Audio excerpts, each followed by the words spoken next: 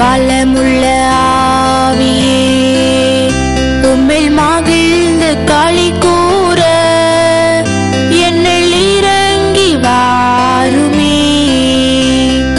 பரிசுத்த ஆவியே பலமுள்ள ஆவியே உம்மில் மகிழ்ந்து களி கூற என்னில் இறங்கி வாருமே.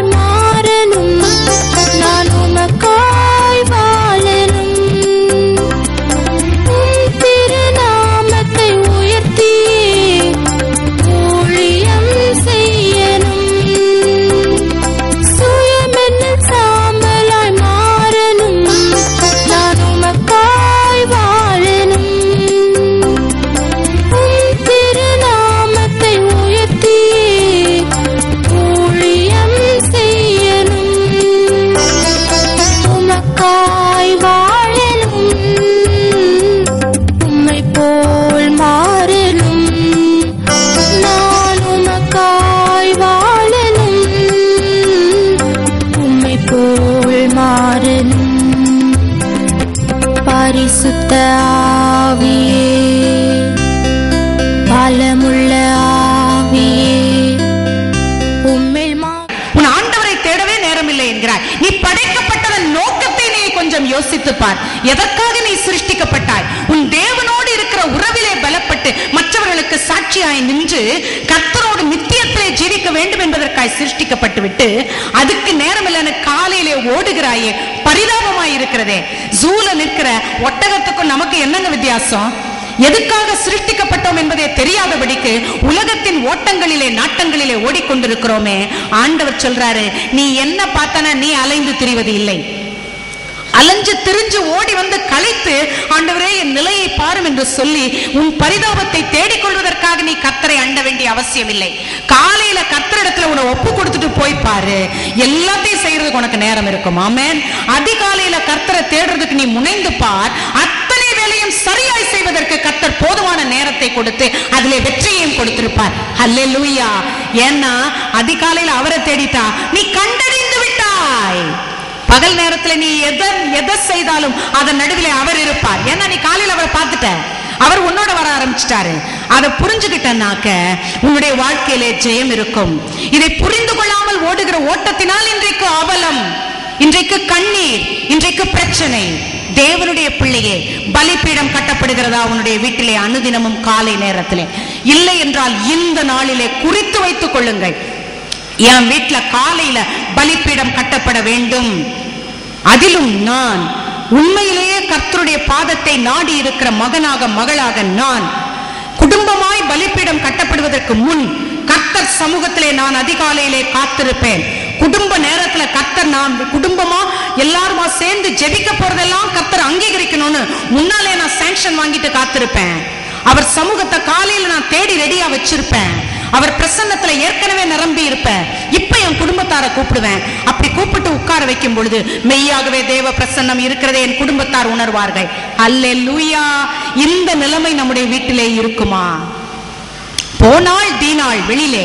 அவள் வெளியிலே போன போது அவளை அன்பு செய்ய யாரும் இல்லை என்று எண்ணிக்கொண்டு போனாள். இன்றைக்கு பிள்ளைகள் பேரிலே அன்பு காட்டுகிறோமா? பிள்ளைகளுக்காக சம்பாதிக்கிறோம், பிள்ளைகளுக்காக பொருள்களை ஈட்டிக் கொண்டு வந்து கொடுக்கிறோம், என்ன கேட்டாலும் வாங்கி கொடுக்கிறோம். ஆனால் பிள்ளைகள் என்ன கேட்கிறது? ஒரு குடும்பத்துல ஒரு பிள்ளை எப்பொழுதும் அப்பா வந்து தன்னோட விளையாட வேண்டும் என்று விரும்புமா? அப்பா வந்து எப்போதும் தன்னோடையே இருக்கணும். அது முடியுமா? அது நடக்குமா?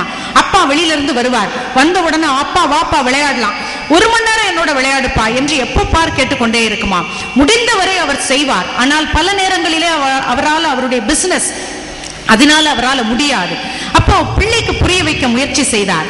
பிள்ளையினிடத்திலே சொன்னார், தம்பி, உன்னோடு நான் விளையாடுற அந்த 1 மணி நேரம் உனக்கு 200 பொம்மைகள் வாங்கி கொடுக்கக்கூடிய அளவுக்கு நான் பணம் சம்பாதிக்க முடியும். அந்த 1 மணி நேரத்தை நான் உன்னோட செலவு பண்றதை விட நான் வெளியில போனேன்னா 1 மணி நேரத்துக்கு நான் 2000 ரூபாய் சம்பாதிக்கலாம்ப்பா என்று சொன்னார். இப்படி அவர் சொன்ன உடனே பிள்ளையும் சரின்னு கேட்டுட்டு அவரை அனுப்பி வச்சிருச்சு. அப்பா சாயங்கால நேரத்தில் அப்பா வரும் பொழுது 1 மணி நேரம் என் கூட விளையாட முடியாது, என்னோட 10 நிமிஷம் விளையாடுவீங்களான்னு கேட்டுச்சு. சரின்னு சொல்லியிருந்தார். பிள்ளை ஒவ்வொரு நாளும் காத்திருக்கும். ஒவ்வொரு சமயத்துல பிள்ளை தூங்கின பிறகுதான் அப்பா வருவார். அப்படி வரும்பொழுது அவர் என்ன செய்வார், பிள்ளைகிட்ட ஒரு அபராத தொகை, பிள்ளையோட ஒரு டீல் போட்டார். தம்பி, உன்னோட 10 நிமிஷம் விளையாட வர முடியாத நாளெல்லாம் உன் கையில 200 ரூபாய் கொடுப்பேன், நீ வச்சுக்கோ, சேர்த்து வச்சுக்கோன்னு சொன்னார். பிள்ளைக்கு இது நல்ல டீலா பட்டுச்சு. அதனால பிள்ளை என்ன சொல்லிடுச்சு, அது ஒருவேளை தூங்கிடுச்சுன்னா, அப்பா வர லேட் ஆயிடுச்சுன்னா, அது பெட்டு பக்கத்துல காலையில பார்த்தா 200 ரூபாய் இருக்கும். பிள்ளை அதை எடுத்து பத்திரமா வச்சுக்கும். இப்படியே நாட்கள் போய் கொண்டிருந்தது. அப்போ ஒரு நாள் திடீர்னு அப்பா சாயங்காலம் லேட்டா வந்தார். அவர் வந்த உடனே பிள்ளை படுக்க இடையில 200 ரூபாய் வைக்க வந்தார். பிள்ளை கையை பிடிச்சது. பிள்ளை உடனே டபக்குன்னு எந்திரிச்சு அப்பா கையை பிடிச்சு தலைவாணி கடியில இருந்து ஒரு 2000 ரூபாய் எடுத்துச்சு. இதை கொடுத்து, நான் 2000 ரூபாய் தரேன், உன்னுடைய 1 மணி நேரத்தை எனக்கு கொடுன்னு கேட்டுச்சு. இந்த 2000 உனக்கு 2000 ரூபாய் தானே, 1 மணி நேரத்து சம்பளம், நான் தர 2000 ரூபாய், உன் 1 மணி நேரத்தை எனக்கு கொடுன்னு கேட்டுச்சு. பிள்ளைகள் வியாபாரம் பேசுகிற நிலைக்கு தள்ளப்பட்டு இருக்கிறோம். உங்களுடைய நேரத்தை எப்படி பிள்ளைகளோடு செலவிட்டுக் கொண்டிருக்கிறீர்கள்? தேவனுடைய பிள்ளைகளே, கர்த்தரை பற்றி பேசுகிறதற்கு தெரியுமா பிள்ளைகளோடு?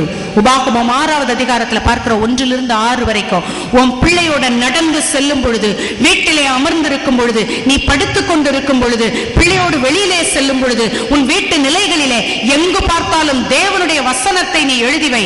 அநேக பெற்றோர் சொல்லுவாங்க, என் ஆத்மாவை நான் பார்த்துக்கிட்டேன், மற்றவங்க எப்படியோ எனக்கு தெரியாது, நான் சொல்லி பார்த்துட்டேன், யாரும் கரெக்டா சர்ச்சுக்கு வர்றதில்ல, நான் சொல்லியாச்சு, அதுக்கு மேல அவங்கவுங்க ஆத்மாக்கு அவங்கவுங்க பதில். உண்மைதான், ஆனா உன்னை ஜாமக்காவலனா வச்சிருக்கிறேன்னு சொல்லி இருக்கிறாரே ஆண்டவர், நீ ஜாமக்காவலன் என்று சொல்லி இருக்கிறாரே, அப்ப உன்னை கேள்வி கேட்பாரே கர்த்தர், இந்த ஆத்மாவுக்கு என்ன பதில் மகளே? உன்னை நம்பி 2 தீமோத்தேயு 1:12 பார்க்கிறோம், உன்னை உண்மை உள்ளவன் என்று எண்ணி உனக்குன்னு ஒரு ஊழியம், உனக்குன்னு ஒரு குடும்பம், நாங்க அந்த ஊழியம், அந்த குடும்பத்தை கொடுத்திருக்கிறாரே, உன்னை உண்மை உள்ளவன் உண்மை உள்ளவள் என்று எண்ணி ஆண்டவர் கொடுத்திருக்க, உன் ஆத்மாவை கர்த்தரண்டையிலே சேர்த்துக் கொள்வதற்கு நீ பிரியமாய் இருப்பதாகவும், உன் பிள்ளைகள் எக்கேடு கேட்டால் என்ன என்றும் கேட்டுக்கொண்டிருந்தா நித்தியத்தில் நீ மகிழ்ச்சியாய் இருந்து விட முடியுமோ? உனக்கு கொடுக்கப்பட்ட அந்த கொஞ்சத்திலே உனக்கு உண்மையாயிருக்க தெரியவில்லையே, எப்படி நீ அநேகத்திற்கு அதிபதியாயிருக்க முடியும்? தேவனுடைய பிள்ளையே, இந்த நாளிலே ஆண்டவர் சொல்றாரு, உங்க பிள்ளைகளோடு கர்த்தரை குறித்த வசனங்களை பேசுவதற்கு ஆயத்தமா? எனக்கு தெரியல சிஸ்டர், என்ன பேசுறது, அவங்களோட எப்படி பேசுறது எனக்கு தெரியல என்று அநேகர் சொல்லுகிறதை கேட்கிறோம். ஆவியானவர் தாங்க உங்களுக்கு சொல்லிக் கொடுப்பார். வேற யார் சொல்லிக் கொடுக்க முடியும் பெருசா? ஆவியானவர் சொல்லித் தருகிற பாடத்தை தவிர வேற யார் பெருசா சொல்லிக் கொடுத்துட முடியும்? ஆகவே உங்க ஆவியானவர்கிட்ட நீங்க அவர் சமூகத்துல மண்டியிட்டீங்கன்னா உங்க பிள்ளைகளோடு பேச வேண்டியது என்னன்னு அவர் கற்றுத் தருவார். ஹல்லேலூயா, ஹல்லேலூயா. ஆமா அருமையானவர்களே, உங்க பிள்ளைகளை நீங்க கண்டுகொள்ளாமல் விட்டுவிடக் கூடாது. ஒரு முறை எலிகளை வைத்து ஆராய்ச்சி செய்கிறவர்கள் ஒரு ஆராய்ச்சி செய்தார்கள். ஒரு 60 எலிகளை தெரிந்தெடுத்து கொண்டார்கள். வெள்ளெலிகள் தான் எதுக்கு எடுத்தாலும் ஆராய்ச்சிகளுக்கு கினி பிக்ஸ்னு சொல்லுவாங்க. இந்த வெள்ளெலிகளை ஆராய்ச்சி செய்வதற்காக எடுத்து 60 வெள்ளெலிகளை எடுத்துக்கொண்டார்கள். அந்த 60லே 20 எலிகளை ஒரு அறையிலே வைத்தார்கள், இன்னொரு 20 எலிகளை வேறொரு அறையிலே வைத்தார்கள். இப்படி 3 அறைகளிலே 20 எலிகளாக வைத்தாகிவிட்டது. இந்த எலிகளுக்கெல்லாம் எப்படி முதல் அறையிலே வைக்கப்பட்ட எலிகளுக்கு உணவு கொண்டு செல்லுகிறவர்கள் மிகுந்த அன்போடு அந்த எலிகளோடு கொஞ்சி விளையாடுவார்கள். அவை விரும்பினவற்றை எல்லாம் அவர்கள் கொடுப்பார்கள். வரும்பொழுது அந்த எலிகளுக்கு சாப்பாடு கொடுக்கும்போது அதை தடவி கொடுப்பது, அவற்றோடு கொஞ்சுவது, விளையாடுவது, இப்படி 40 நாட்களுக்கு உணவு கொடுக்கிறவர்கள் அதை செய்து கொண்டே இருக்க வேண்டும். 2வது அறையில வைக்கப்பட்ட எலிகளிலே உணவு கொடுக்க செல்லுகிறவர்கள் கையிலே ஒரு சூட்டுக்கோல் எடுத்துக்கொண்டு போவார்கள், கம்புகள் எடுத்துக்கொண்டு போவார்கள். எலி சாப்பிட வரும் பொழுது அந்த எலிகளை அடிப்பார்கள், துன்புறுத்துவார்கள், சூடு போடுவார்கள். இப்படி அவற்றை கஷ்டப்படுத்துவது இந்த 2வது அறையிலே அவர்கள் செய்கிற வேலை. 3வது அறையிலே இன்னொரு 20 எலிகள் வைத்திருந்தார்கள். இந்த 20 எலிகளுக்கு என்ன டெஸ்ட்னா, அவற்றிற்கு சாப்பாடு கொண்டு செல்லுகிறவர்கள் தங்கள் முகத்தை ஒரு நாளும் காண்பிப்பார்கள் இல்லை. கதவை திறப்பாங்க, சாப்பாடு உள்ள தள்ளுவாங்க, வெளியே வந்துருவாங்க. மனித அரவம் கிடையாது, யாரும் பக்கத்தில் நெருங்க மாட்டார்கள், சும்மா சாப்பாடு மட்டும் வச்சுட்டு வந்துருவாங்க. இப்படியாக 40 நாட்களுக்கு இந்த 3 அறைகளில் இருந்த எலிகளையும் வைத்திருந்தார்கள்.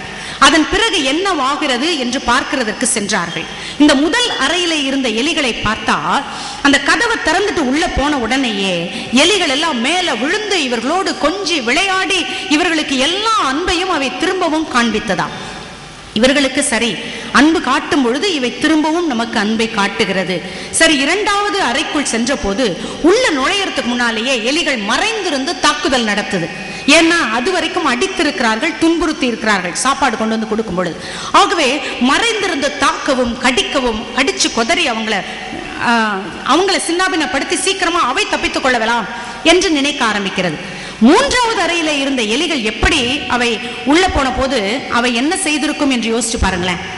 கதவை திறந்தா எல்லாம் சாகிற நிலையில இருந்துதான், சாகிற நிலையில இருந்துதான். கண்டுகொள்வதற்கு ஆள் இல்லை என்றால் சாப்பாடு இருந்து என்னங்க? பிள்ளைகளை நாம் விசாரிக்கிறவர்களாக இல்லை என்றால் அன்றைக்கு தாவீது இந்த தவறை செய்தான். ஒரு பக்கத்துல தாமார் தனியாக வேதனைப்பட்டு கொண்டிருந்தாள், என்ன செய் ஒண்ணுமே சொல்லல. அதே சமயத்திலே அடுத்த வசனம் பார்க்கிறோம், 2 சாமுவேல் 13:21 பார்க்கிறோம். அங்கே அப்சலோம் என்ன செய்தான்? அம்னோனை கொலை செய்தான். தாமாரை சின்னாபின்னப்படுத்தின அந்த சகோதரனை கொலை செய்தான். அந்த கொலை செய்தவனை பற்றி இவனுக்கு அறிவிக்கப்பட்டது தாவீதுக்கு. அப்போது அவன் என்ன செய்தான்? கோபமாய் எரிந்தான். கோபம் வந்துச்சு, எரிச்சல் வந்துச்சு. ஆனால் ஒன்றும் அவனை கேட்டான் இல்லை. ஏதாவது கேட்டிருக்கிறான் அவன்கிட்ட பாத்தீங்கன்னா எதுவுமே அவன் கேட்கல, பேசாம விட்டுட்டான். இது பல குடும்பங்கள்ல நடக்குது. அதுவும் குறிப்பா பெற்றோர்கள் என்ன செய்வாங்கன்னா, அந்த இடத்துல திருப்பியும் பாத்தீங்கன்னா அதே அதிகாரத்துல 37வது வசனத்துக்கு போனீங்கன்னா, அவன் கேசூரின் ராஜாவினிடத்திற்கு ஓடி போனான். ஆனால் அவன் அதன் பிறகு 38வது வசனத்துல பார்க்கிறோம், அங்கே அவன் 3 வருஷம் இருந்தான். 3 வருஷம் தகப்பனை விட்டு ஓடி போனான் மகன். அப்படி ஓடி போய் பிறகு நீங்க அடுத்த அதிகாரத்துக்கு வந்தீங்கன்னா 14ஆம் அதிகாரத்துல 32வது வசனம் கடைசி பகுதி வாசித்து பார்த்தால், திரும்பவும் வந்தவன் 2 வருஷம் காத்து கிடந்துட்டு மொத்தமா 5 வருஷம் அப்பாவை பார்க்கல, தப்பு செஞ்சுட்டான். இப்ப சொல்றான் தன்னுடைய நண்பன்ட்ட, என் அப்பா என்ன அடிச்சு கொன்னாவது போடட்டும்டா, தயவு செய்து என்ன அடிச்சு கொல்லவாது செய், நான் தப்பு செஞ்சிருந்தேன் கொல்லட்டும், ஆனா என்னோட என் அப்பாவை பேச சொல். அநேக தகப்பன்மாருக்கு ஒரு பெருமை என்ன தெரியுமா? என் பிள்ளையோட நான் பேசி 15 வருஷம் ஆச்சு, என் பிள்ளையோட 3 வருஷமா என் பிள்ளை முகத்தை பார்க்கறது இல்ல, அவன் எனக்கு பிடிக்காத விதமா ஒரு தாடி வளர்த்துட்டு ஒரு தலைய சிங்காரிச்சுட்டு வந்தான் பாருங்க, அன்னையில இருந்து அவன் முகத்துல முழிக்கிறது இல்ல அப்படின்னு பெருமையாய் சொல்லுகிற பெற்றோரை பார்க்கிறோம். அல்லது அவன் செய்துவிட்டு வந்த தவறை பார்த்து தாய்மார் தன்னுடைய பிள்ளையோடு 1 வருஷமா பேசல, கல்யாணம் பண்ணி கொடுக்கறதுக்கு முன்னால அவ என் கூட என்னை பத்தி அவ தவறா ஒரு வார்த்தை சொன்னதுனால அவ முகத்தை நான் ஏறிட்டு பாக்குறது இல்ல, அவளுக்கு செய்யறதெல்லாம் செய்யறேன் சிஸ்டர், ஆனா பேசுறது இல்ல. இதுல ஒரு பெருமை, இதுல ஒரு மமதை. தேவனுடைய பிள்ளைகள் ஏங்குகிறார்கள். பெற்றோரிடத்திலிருந்து ஒரு வார்த்தை அன்பாய் வருமானு நீங்க நினைக்கிறீங்க, என் பிள்ளையா அன்புக்கா, அது யாரையோ நினைக்கும் அன்புக்கு, என்னை பத்தி நினைக்காது, என்னிடத்துல அன்பை எதிர்பார்க்காது என்று நீங்கள் சொல்லக்கூடும். ஆனால் உங்க கடமையை நீங்க செய்யாத வரைக்கும் பதில் அன்பை நீங்கள் உங்கள் பிள்ளைகளிடத்துல எதிர்பார்க்க முடியாது. சகோதரனோடு பேசி 1 வருஷம், சகோதரியோடு பேசி 4 வருஷம் 5 வருஷம் இப்படி பிணக்குகளை சுமந்து கொண்டு அலைகிறோமே, தேவன் இன்றைக்கு உங்களோடு பேசுகிறார். உறவுகளை சீர்படுத்துங்கள், உறவுகளை சீர்படுத்துங்கள். யாக்கோபு போனா தன்னுடைய சகோதரனை தேடி போனான், மன்னிப்பே கிடைக்காதுன்னு நினைச்சுதான் போனான். 7 முறை வணங்குவதற்கு தன்னுடைய குடும்பத்தை முன்னால வச்சான். அதற்கு முன் ஒரு பெரும் பரிவாரத்தை வைத்தான். ஏன்? செஞ்ச துரோகம் மகா துரோகம். அந்த துரோகத்துக்கு முன்னால அவனுடைய சகோதரன் கங்கணம் கட்டி இருந்தான். என்னவென்று, என் அப்பா சாவாரு, என் தம்பியை நான் கொன்னு போடுவேன் அப்படின்னு அவன் தான் தீர்மானம் பண்ணி வச்சிருந்தான். அவனுடைய அம்மா சொன்னா, ரெபேக்கா சொன்னா, தம்பி நீ ஊருக்கு போயிரு, என்னுடைய சகோதரன் வீட்டுல இரு, உன்னுடைய சகோதரனுடைய கோபம் ஆறும் பொழுது உன்னை நான் அழைத்து அனுப்புவேன். அழைச்சு அனுப்புனால அம்மா இல்ல அப்படின்னா என்ன அர்த்தம்? இன்னும் கோபம் தீரல. இப்படி கோபம் தீராமல் இருந்த சூழ்நிலையிலே சகோதரன் தான் செய்த தவறுக்காக வெகுமதிகளை எடுத்துக்கொண்டு முன்னே செல்வதற்கு ஆயத்தமானான். நடக்கிறதுக்கும் அதுக்கெல்லாம் முன்னாடி ஓடி போய் இவன் தலைவனாக இருக்க வேண்டும் என்று ஆசைப்பட்டு பிடிக்கிறானே செல்வம், அதையெல்லாம் நினைக்காதபடிக்கு அவனிடத்திலே 7 முறை வணங்கி மன்னிப்பு கேட்க ஆயத்தமான உடனே கர்த்தர் அவன் உள்ளத்தை மாற்றி போட்டார். ஹல்லேலூயா. கடவுளையே அறியாத ஏசாவின் உள்ளத்தை கர்த்தர் மாற்றி போட்டார். உன் குடும்பத்தில் அவலம் இருக்கிறதா? உன்னுடைய குடும்பத்தார், நீ வாழ போன குடும்பத்திலே உன்னை ஏற்றுக்கொள்ளுகிறவர்கள் ஒருவரும் இல்லையா? நீ மாத்திரம் மன்னிப்பு கேட்கிறதற்கும் மற்றவர்களை மன்னிக்கிறதற்கும் ஆயத்தம்னு உன் கர்த்தரிடத்துல முறையிட்டு விட்டு அதற்குரிய உன்னுடைய ஃபர்ஸ்ட் ஸ்டெப்பை நீ எடுத்து வச்சிட்டனா, முதல் அடி நீ எடுத்து வைத்து விட்டா என்றால் கர்த்தர் இருதயங்களிலே பேசுகிறவர். அல்லேலூயா. சீர்படுத்த துடிக்கிற உன் ஆண்டவர் உன்னோடு இருக்கிறார். அதற்காக தன்னை எந்த மட்டும் தாழ்த்தினார் தெரியுமா?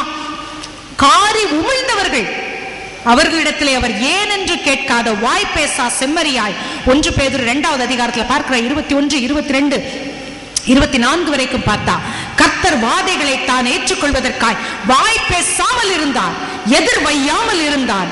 ஏன் தெரியுமா?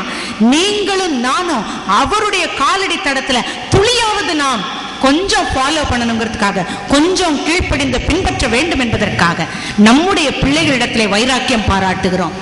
சொந்த பிள்ளைகளை பார்த்து அந்த பிள்ளையோடு பேசுவதில்லை என்று சொல்லுகிறதிலே மார்தட்டி கொள்ளுகிறோம். கர்த்தருடைய பிள்ளையே எங்கே போய் கொண்டிருக்கிறோம்? கூட பிறந்த உறவுகளை வெறுக்கிறோம். வாழ வந்த இடத்தில் இருக்கிறவர்களை நாம் அருவருக்கிறோம். தேவனுடைய பிள்ளையே, நம்ம வாழ வந்த இடத்துல அவங்களை அருவருத்து நாம் வாழ்ந்ததாய் சரித்திரம் கிடையாது. வேதாகமம் நமக்கு தெளிவாய் சொல்லுகிற காரியங்களை யோசிச்சு பார்ப்போம். எந்த இடத்துல யோசிச்சு பார்த்தாலும் மிரியாம் முறுமுறுத்தாள். எந்த காரியத்தை நினைச்சு முறுமுறுத்தாள்? என்னாகமம் 12வது அதிகாரத்துல அதே காரியத்தினாலே அவள் அடிக்கப்பட்டாள். அழகை எண்ணி மீதியான் தேசத்திலிருந்து கொண்டு வந்த ஸ்திரீயின் அழகு மோசம் என்று எண்ணினாள். எந்த வெண்மை நிறம் தன்னுடையது என்று எண்ணினாலோ மீதியான் தேசத்தினர் தங்களது புலி கூட, சிறுத்தை கூட தன் புள்ளிகளை மாற்றிக்கொள்ள முடியும், ஆனால் எத்தியோப்பியன் தன்னுடைய தோலை மாற்றிக்கொள்ள முடியாது பைபிள் சொல்லுது. அப்ப அப்படிப்பட்ட கருப்பு என எத்தியோப்பிய ஸ்திரீயை கல்யாணம் பண்ணிட்டு வந்தான்றதுனால தானே மீதியானிய ஸ்திரீயை கல்யாணம் பண்ணிட்டு வந்ததுனால தானே மிரியாம் பெருமையா எண்ணினாள். அந்த பெருமை, தன்னுடைய அழகு, தன்னுடைய வர்ணம், தன்னுடைய நிறம், அதுல இருந்த அழகை பத்தி பெருமை பேசின உடனே அந்த நிறத்தாலேயே அவள் அடிக்கப்பட்டாள். வெண்குஷ்டம் உள்ளவளாக மாறி போனாள். தேவனுடைய பிள்ளையே, எதிலே பெருமைப்பட்டு உன் உறவுகளை அருவருக்கிறாய், அதிலேதான் உனக்கு அழிவு. ஆமாங்க, என்ன பெருமை இருக்குது இன்னைக்கு? குலப்பெருமையா? ஜாதியில நான் உயர்வு, நான் வாழ வந்த இடத்துல இருக்கிற மற்றவங்க தாழ்வுன்னு நினைக்கிறியா? பணத்துல உயர்வு நினைக்கிறியா? சொத்துல உயர்வு நினைக்கிறியா? பெருமையில அந்தஸ்துல உயர்வு நினைக்கிறியா? பதவியில உயர்வு நினைக்கிறியா? எதிலே உயர்வு இருக்கிறதா நீ கருதி உன்னோடு கூட கர்த்தர் உறவிலே இணைத்த குடும்பத்தாரை துச்சமாய் எண்ணினாய். இன்றைக்கு உன்னுடைய குடும்பம் இருக்கிற நிலைமைக்கு காரணம் அந்த குணம்தான். தேவன் உறவுகளை விரும்புகிறார். தேவன் உறவுகளை விரும்புகிறார். உறவுகளை சீர்படுத்துவதற்கு ஆயத்தமாவோம். இன்றைக்கு அதனால தான் தீனாள் வெளியே சென்ற போது, அவள் வெளியில போன பொழுது உறவுகள் இல்லாத நிலையில போனா, தன்னை அன்பு செய்வார் யாரும் இல்லாத நிலையில அங்க போனா. 3வது வசனத்துல பார்க்கிறோம், 34:3, அவளோடு இன்பமாய் பேசுவதற்கு சீகேமிலே இருந்த ஒருவன் வந்து விட்டான். பிள்ளைகள் நடுவிலே அன்பை காட்டாவிட்டால் இந்த அன்பை வேறு இடத்திலே அவர்கள் எதிர்பார்க்க ஆரம்பிக்கிறார்கள். ஆமர்மையானவர்களே, உங்க அன்பு பிள்ளைகளை நீங்கள் கண்காணிக்கிறது மிகவும் அவசியம். அவர்கள் யாரோடு பழகுகிறார்கள், யாரோடு பேசிக் கொண்டிருக்கிறார்கள், என்னென்ன உறவுகளை வைத்திருக்கிறார்கள், தினமும் அவர்களோடு பேசுவது அவசியம். எங்கேயோ ஹாஸ்டல்ல படிக்கிறது பிள்ளை, உண்மைதான். எங்கேயோ வேலை பார்க்கிறது ஐடி கம்பெனியில, உண்மைதான். ஆனால் அவர்கள் யாரோடு இருக்கிறார்கள், யாரோடு பழகுகிறார்கள்? போலீஸ்காரவங்க மாதிரி நம்ம போய் நின்னுட்டு, யாரோட பேசின, இப்ப நீ என்ன பண்ணிட்டு இருந்த, நீ என்ன பண்ணுவ எனக்கு தெரியும், நீ ஏமாத்துக்காரி, ஏமாத்துக்காரன், இப்படி சொல்லுவதற்காக அல்ல. தயையுள்ள போதகம் நம்முடைய இருதயத்தில் இருக்கணும். அதைத்தான் நீதிமொழிகள் 31 பார்க்கிறோம், 29 மற்றும் 30 வசனங்களில். தயையுள்ள போதகம். இந்த போதகம் எனக்கு வேணும் ஆண்டவரேன்னு ஆண்டவரிடத்துல கேட்க தெரியுமா? நமக்கு அவரிடத்துல நம்ம கேட்கணுமா? ஆண்டவரே, உங்க போதிப்பின் படி என் பிள்ளையை வளர்க்க ஞானத்தை தாரும். நாம எங்கேயோ இருக்கலாம், பிள்ளைகள் வேறு இடத்திலே இருக்கலாம். வாழ்கின்ற பிள்ளைகளோடு அடிக்கடி பரிச்சயம் உண்டா? அவர்கள் சரியாகத்தான் வாழ்க்கை நடத்தி கொண்டிருக்கிறார்களா? பிள்ளைகளுக்கு எதுவுமே தெரியாத நிலையிலே வளர்த்து கொண்டிருக்கிறோம். அவர்களுக்கு வாழ்க்கை கல்வி தெரியாது. ஏன்? பிள்ளைகளை கஷ்டமே இல்லாம வளர்த்திருக்கிறோம் சிஸ்டர்.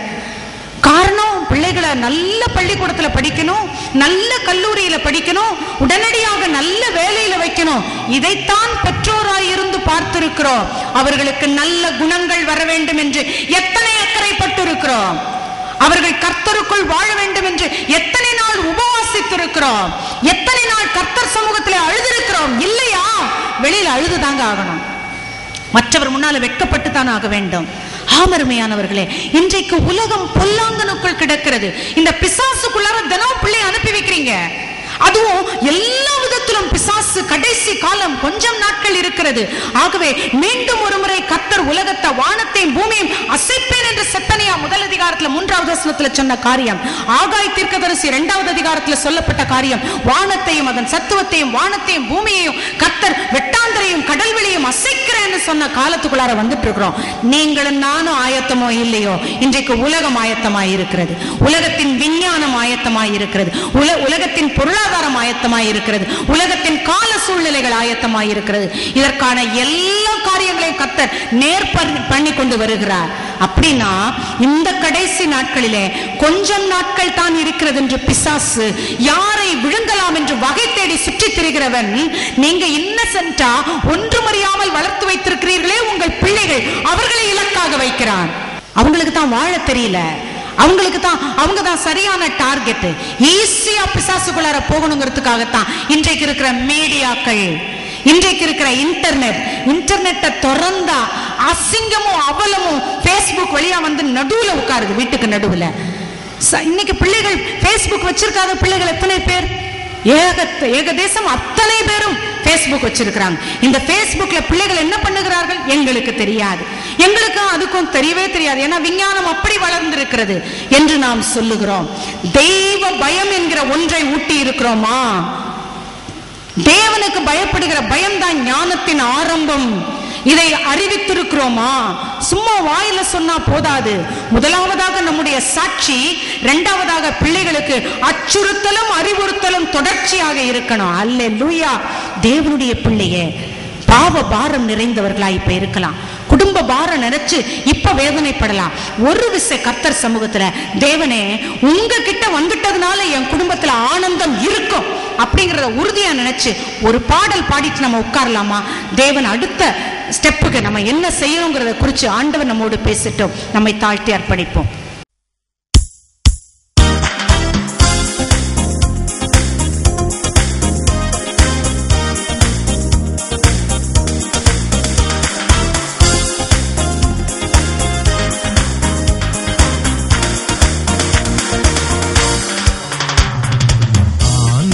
கீதத்திலே வெள்ளமாகவே பாய்ந்திடுவே எந்த நாத்துமனேசரையே என்றும் பாட்டியை பாடிடுவேன். வெள்ளம் ஆனந்த கீதத்திலே வெள்ளமாகவே பாய்ந்திடுதே எந்த நாத்துமனேசரையே என்றும் பாட்டியை பாடிடுவேன். வெள்ளம் ஆனந்த கீதத்திலே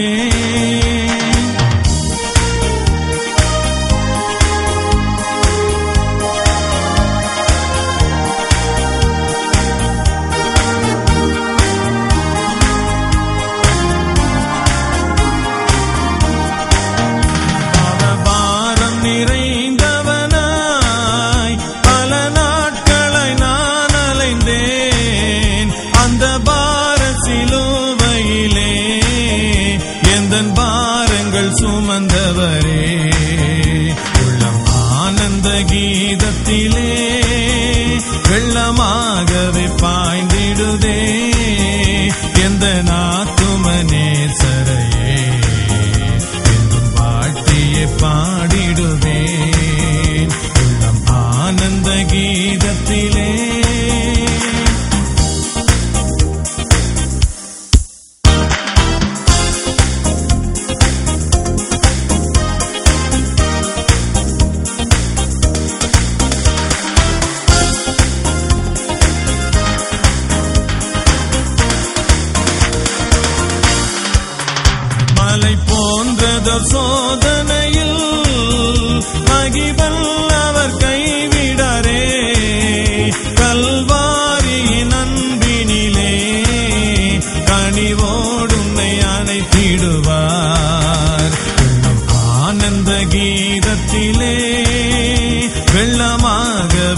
பாய்ந்திடுதே எந்த நாத்துமனேசரையே என்றும் வாழ்த்தியே பாடிடுவேன் உள்ளம் ஆனந்த கீதத்திலே.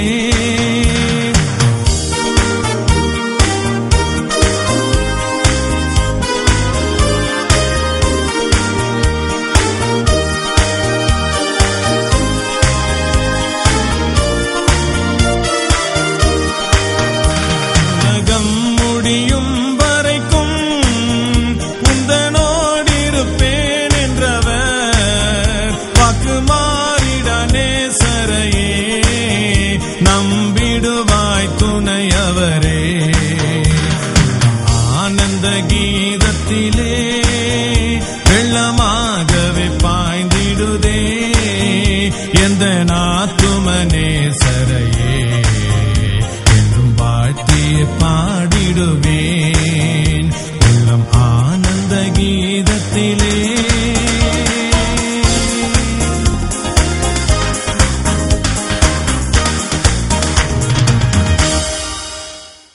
ஆண்டவர் கொடுத்திருக்கிற எச்சரிப்புகளை அறிவோம்.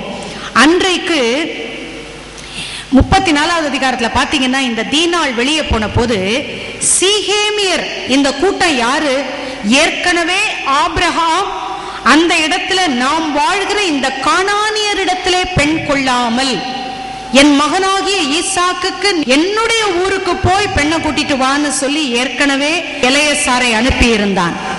அடுத்ததா பாத்தீங்கன்னாக்க இந்த யாக்கோபு கூட திரும்பவும் லாபான் இடத்துல போய் பெண்ணை திருமணம் செய்து கொண்டு வந்தான். ஏன்? இந்த ஊர்ல இருக்கிற பெண்கள் மனநோவாய் இருந்திருக்கிறார்கள், ஏசாவின் மனைவியர். அப்படி இருக்கிற சூழ்நிலையில இவனுக்கு நல்லா தெரியும் இங்க இருக்கிற உறவுகள் சரியான உறவுகள் இல்லை. ஆனாலும் சீகேமியர் இடத்திலிருந்து, அந்த இடத்திலிருந்து ஒரு உறவு இன்பமாய் பேசிவிட்டான் ஒருவன். அவன் வந்து இப்பொழுது யாக்கோபோடு பேசுகிறான். ஐயா, என் மகன் இப்படி ஒரு தப்பு பண்ணிட்டான். ஆமா, நாங்க ஒத்துக்கிறோம். எங்க ஊர் ஜனங்கள் எல்லாரும் இப்ப திரும்ப உங்ககிட்ட வர்றோம். எங்க உங்க பெண்களை நாங்க பெண்கள் கொண்டு கொள்ளுகிறோம், அதே சமயத்தில் எங்கள் பெண்களையும் நீங்கள் திருமணம் செய்து கொள்ளுங்கள் என்று அவன் அங்கே பேசுவதற்கு அந்த ஊர்க்காரன் வர்றான். அந்த ஊர்ல ஒரு பெரியவன்.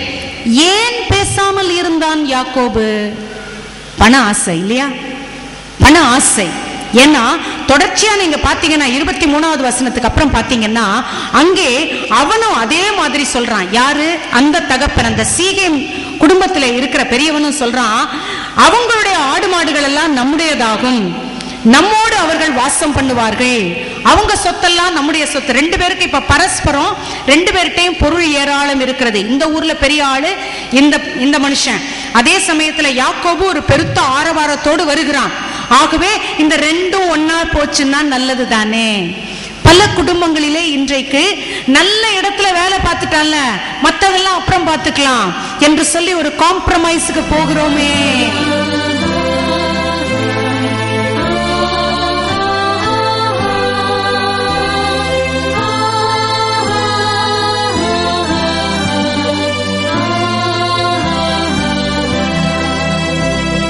பரிசுத்த ஆவியே,